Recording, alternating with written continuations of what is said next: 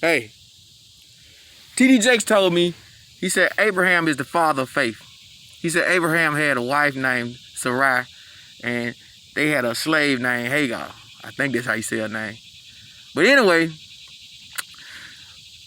Abraham supposed to been promised to have a baby by Sarai, but she had got too old. So in her mind, if Abraham had this promise, it got to be true. So she gonna help Abraham out. She said, I can't have a baby. You still getting up. Gonna have a Hagar. Abraham seen Hagar was a dark-skinned, fine sister. He said, all right, if you're okay with it. So he went on and did it, like any man would if you had permission. And he wound up getting her pregnant. She wound up having the baby. Baby come. Now Sarai is mad as hell. Because, Abraham's still hitting it. You know how black women is. Anyway, that's X-rated. But you know what I'm saying. They say when you go black, you don't come back. Which I ain't saying all of them ain't black. I don't know. But I know the slave was. I know that for sure. Anyway, story go on. They throw Hagar out. They done did whatever they want to do to her. And she stood up for herself. They throw her out. This was T.D. Jakes teaching me this now. So this come from y'all book. I didn't read it. I just listened to him. Y'all need to start listening. Because everybody can't read. Anyway, they throw her out and everything. Sarai, just like God said, she wound up being blessed with a baby. That's the promised child. That's Isaac and everything. Y'all done heard the story 1,000 times because it seems like to me, every church teach the same stories over and over and over. That was my problem with church. Man, I'm showing up every week and all we doing is talking.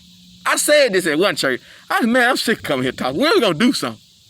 They would never do nothing. So I just go from church to church to church. And I realize it's the same stuff. It's a little different language, but every church, they just talk. And when they do something, because I ain't gonna knock nobody else, to me, it just never felt like enough. It felt like they took in a whole lot. Like, there was no limit on what they take in. But they gave out, so much. I can't judge. It's not my place. But anyway, Bible said, Abraham, take your son, your only son, up there and sacrifice him. And I said right then, wait a minute. Because I be listening. How God tell Abraham take his son, his only son. And I'm saying to myself, what about that other baby? That's his son too, ain't it?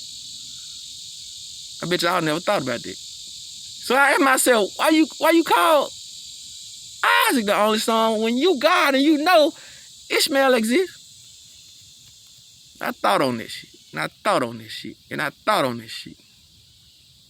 40-something years. I might be lying. But anyway, it was a lot of years. I'm telling you what I come up with. I come up with this. They say Jesus coming back, right? But see, I believe in reincarnation. I don't know if y'all do. See, I believe spirits can be transferred. What if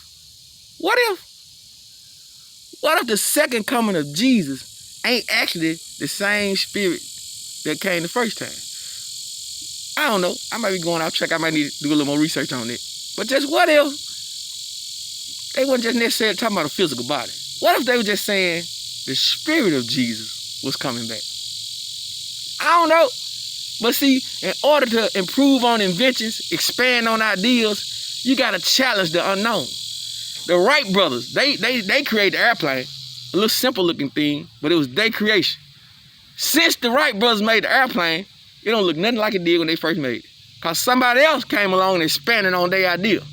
Now when it comes to this gospel and this religion and a lot of the stuff that go on in America and across the world, except for when it comes to technology now, technology and science, all that stuff, it keep on just going up and up and up and up.